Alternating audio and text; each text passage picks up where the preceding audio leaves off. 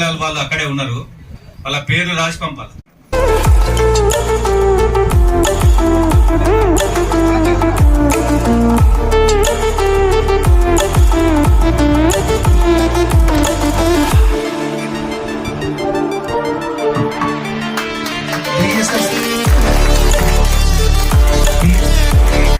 కొందరు అనుకుంటున్నారు అది పొరపాటు.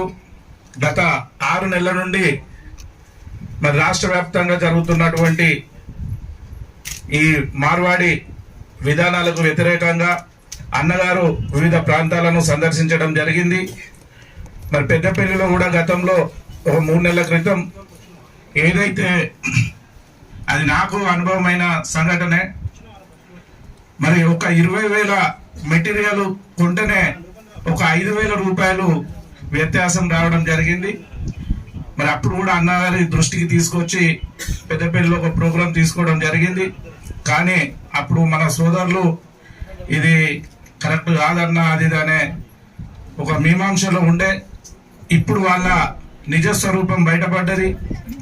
కాబట్టి సోదరులందరూ మరి ఏదైతే నీళ్లు, నిధులు, నియామకాలు మన పిల్లల బతుకులు బాగుపడతాయని ఏదైతే తెలంగాణ ఉద్యమంలో ప్రతి ఒక్కరం కూడా కేసుల పాలై తెలంగాణ సాధించుకున్నామో ఆ లక్ష్యము వీరి వల్ల నెరవేర్తలేదు. కాబట్టి మరి గ్రామాలలో ఉన్నటువంటి నిరుద్యోగ యువతకు ఉపాధి అవకాశాలు లభించాలంటే మరి వారు వేలల్లో ఉన్న అడ్వాన్స్లను లక్షల రూపాయలలో అడ్వాన్సులు చెల్లిస్తూ కిరాయిలను కూడా 5,000, 8,000 ఉన్నటువంటి రూమ్ రెంట్లను 40,000 దాకా పెంచినటువంటి పరిస్థితులు కూడా ఉన్నాయి.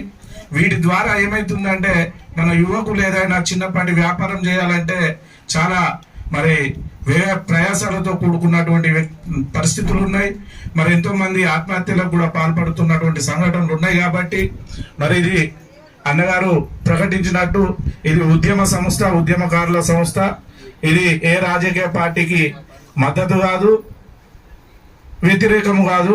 తెలంగాణ ఆత్మ బలిదానాలు, ఆ తెలంగాణ కొరకు ఆత్మ బలిదానాలు ఎవరైతే త్యాగం చేశారో వాళ్ళ కళలు నెరవేరడానికి మరి మలిదశ ఉద్యమంగా దీన్ని మరి పిడమర్తి రవీంద్ర గారు ముందుకు తీసుకెళ్తారని ఆశిస్తున్నాం.